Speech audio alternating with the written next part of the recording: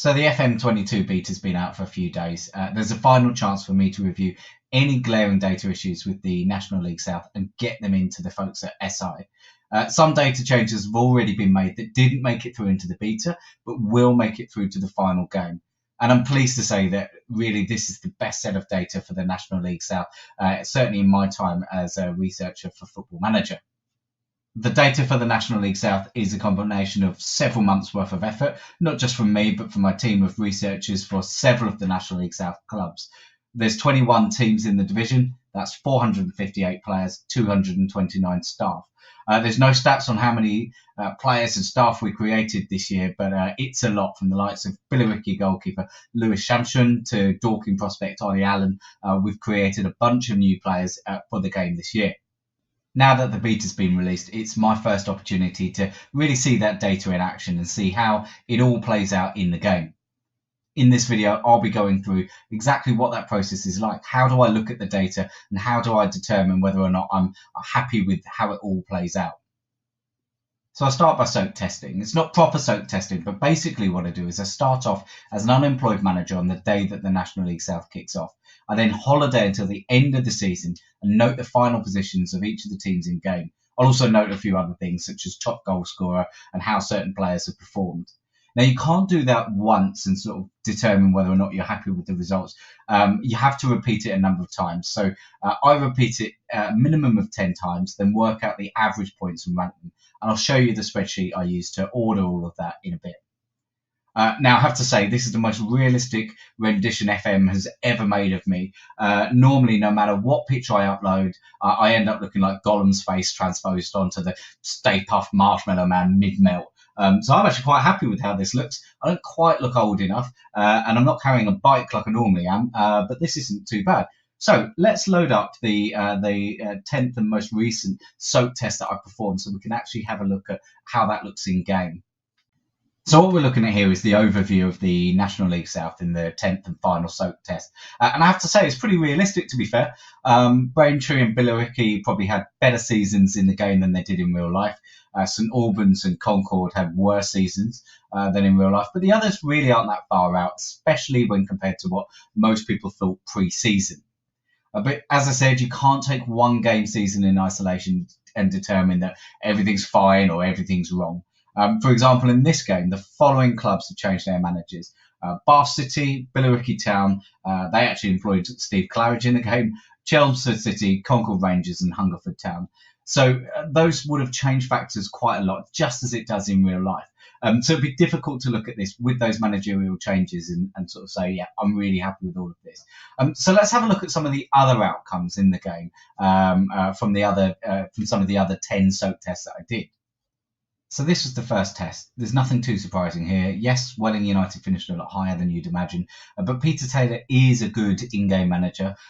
He's a good manager in real life as well, and their squad isn't too bad, to be fair. So that's probably why they finished just inside the playoffs.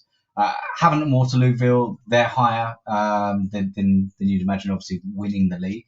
But they're going to be there or thereabouts at the end of the season. And that bottom five isn't too unrealistic apart from St Albans City this season. Oxford City didn't perform that well, but as you'll see, that's an exception when we look at some of the other tests. In the second test, Oxford City actually won the league. Hungerford Town made the playoffs again, but there were poor seasons for Dorking and Maidstone United. So Oxford City winning the league is, unexpected. But out of the 10 tests that I performed, there were only 2 surprise winners of the league. Surprise winners do happen from time to time. In the fourth test, you'll see Oxford City again had another good season, just as they're having in real life at the moment. And Harvey Bradbury was top goal scorer again. And this time, St Albans City, again, flying high in real life, finished bottom of the pile and actually ended up relegated. So that's probably slightly less than realistic.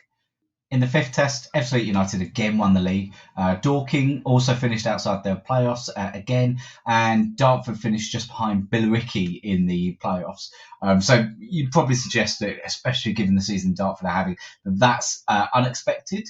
Looking at the top goal scorers, we can see Danny Mills had a good season, finished second top goal scorer with 14 goals. I presume all of them were headers. In the 8th test, we can see Ebbsfleet United won the league again, and again St Albans City finished bottom.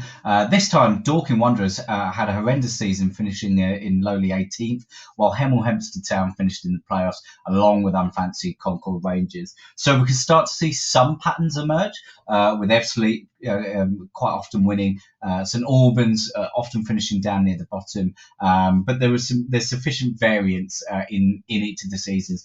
Hungerford have finished sort of near the bottom in the playoffs. Concord Rangers the same. So that's an important point to bear in mind when we're looking at these tests. That each individual test won't tell you the full picture. You need to look at them sort of combined. So what do all these results tell us? Well, in isolation, nothing. However, this spreadsheet marries together all of the results from each of the 10 tests and helps me visualize any issues. So I've captured the number of points achieved by each side in each of the 10 tests, then calculated the average number of points, and then sorted by that average. Now I can see that on average, Ebbsfleet United won an incredible 81 points, which isn't a huge surprise, as on paper they've got one of the best sides in the league. Their in-real-life performances aren't quite as good as in the game, but it'd be difficult to downgrade the likes of Chris Solly, Lee Martin, Dominic Polian, who are all very good in real life and in the game. Dartford didn't win the league once in any of my tests, but their 3rd place finish out of 10 tests isn't bad and tells me that they are rated generally as one of the best sides in the game. It might be worth having a look at Steve King's attributes. Is he a good enough manager in the game to get a team of the sort of talent of Dartford promoted or perhaps even win the league? But honestly, I wouldn't worry about it too much at this stage. And although I'd worried that Oxford City might have been overpowered when I saw them winning the league, they had a couple of poor in-game seasons. So I'm happy with where they've ended up. And the top 5 really are all pretty much bang on. Down near the bottom, sadly, Slough Town, Tunbridge Angels and Braintree were all expected to have difficult seasons at the beginning of the season, and that's reflected in the game here. So I'm largely happy with how they've turned out, and pretty happy with most of the teams in the table here. Using a few VLOOKUPs in the first 3 columns of the table here, I've calculated what each team's average rank was compared to both their position in the table today in real life, that's before any games were played on the 23rd of October, and based on where I predict they'll finish, which is itself based on where they are today. So this makes it easy to spot issues. For example, we can see that Bath City averaged 7 places higher than I predict they'll finish this season. Billericay, 8 places higher. Conversely, Concord Rangers and Chippenham both finished 6 places lower than where I predict they'll finish at the end of the season. But the biggest problem here that we can see is that St Albans City consistently finish near the bottom, whereas in real life they're having an absolutely storming season. So they're currently 14 places below their current in real life position and 11 places below where I predict they'll finish. So while it's tempting to tweak Ebbsfleet United and Dartford a little bit, tempting to downgrade Billericay and upgrade Concord Rangers, it's St Albans City that I'll focus on. So we're looking at the St Albans City page in FM22. Let's dive in and have a look at some of the players here. This is the St Albans City squad, and we're going to start by having a look at Sean Jeffers.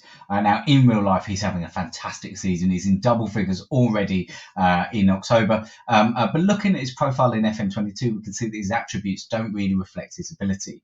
Given that he scored 9 in 15 in the league last season, it's not too knee-jerky to have a look at his attributes and maybe upgrade them in certain places.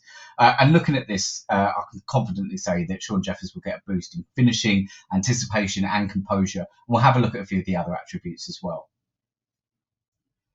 Now, Tom Bender is one of the better left-backs in the league, but again, his attributes don't really reflect that. He's been a real attacking threat this season, so he'll be getting a boost accordingly.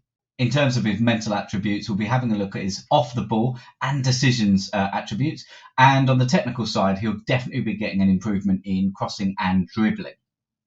And we'll also be looking at Romeo Akinolo. His attributes aren't way off, but he does play in a more attacking role and has contributed a number of assists already in the league in real life. So as well as a tweak to his position, we'll be looking at his crossing, decision-making and acceleration. And given that he scored a lovely penalty in the FA Cup recently, we'll be looking at that penalty attribute because that is very low. So there's no guarantees that any tweaks I make now will make the final game, but I'm otherwise pretty happy with the data, and hopefully this has given you a bit of an insight into what some of the thinking is behind the National League South data. Once the full game is out on November 9th, I'll be doing reviews of each club in the National League South. I'll be looking at player profiles, staff profiles, tactics used, and more. So be sure to hit subscribe to catch those videos, and I hope you've enjoyed this one.